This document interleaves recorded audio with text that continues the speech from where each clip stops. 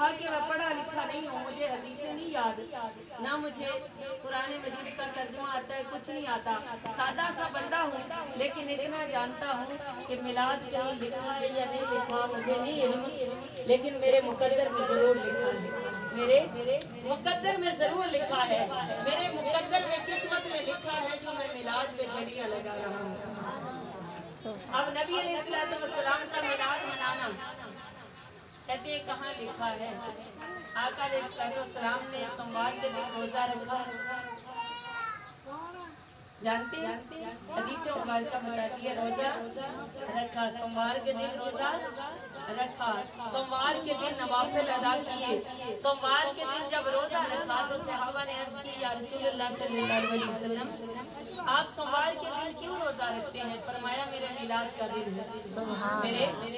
میلاد کا دن ہے۔ تو آقا اپنے میلاد کو ایسے مناتے ہیں، سوموار کے دن روزہ بھی رکھتے ہیں، سوموار کے دن حضرت حسان سے نعت بھی سنتے ہیں، سوموار کے دن صحابہ کے مجمع میں بیٹھ کے اپنی ولادت کا تذکرہ بھی کرتے ہیں، سوموار کے دن میرے مصطفیٰ صلی اللہ علیہ وسلم کی آمد کے دن